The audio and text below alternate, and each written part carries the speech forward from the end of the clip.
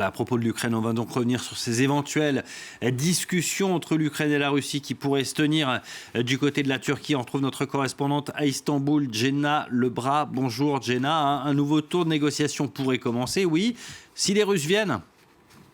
Oui, c'est reparti pour un tour. Le troisième, après les échecs des deux précédentes rencontres en mai et en juin dernier, on s'en souvient, qui avait fait l'objet de longues tergiversations, au-delà même du contenu sur la forme. Eh bien, rebelote ce mercredi. Si le secrétaire du Conseil de sécurité ukrainien, Roustem Umerov, a assuré que des discussions auraient bien lieu aujourd'hui à Istanbul, eh bien, les Russes n'ont toujours pas confirmé y participer. On verra donc comment se déroule cette journée. Ici à Istanbul, les journalistes ont été conviés au palais de Ceyhan pour suivre ces potentiels pourparlers qui devraient commencer, s'ils ont lieu, aux alentours de 19h.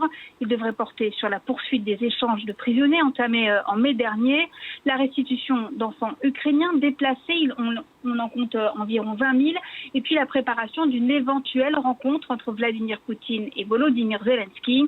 Alors, est-ce qu'on s'attend à de grandes annonces ? On verra. Ce pourrait être historique, notamment si un cessez-le-feu est signé, mais on semble en être très très loin. Le porte-parole du Kremlin, Dmitri Peskov, avait estimé plus tôt cette semaine qu'il faudrait beaucoup de travail pour obtenir des avancées compte tenu des positions, je cite, diamétralement opposées des deux pays. Et puis les officiels turcs ici qui reçoivent ces discussions se disent toutefois plus optimistes aujourd'hui qu'à l'ouverture de la première session en mai dernier. Les doléances sont sur la table, il faut maintenant rentrer dans le vif du sujet et sans aucun doute les menaces de Donald Trump à l'égard de la Russie qui a donné 50 jours à Vladimir Poutine pour négocier un accord sous peine de sanctions sévères devraient aider au moment même où les États-Unis ont annoncé de nouvelles livraisons d'armes à l'Ukraine. Jenna Lebras depuis Istanbul pour France 24. Merci beaucoup Jenna. On suivra donc l'évolution de la situation en Turquie et d'éventuelles négociations entre Russie et Ukraine.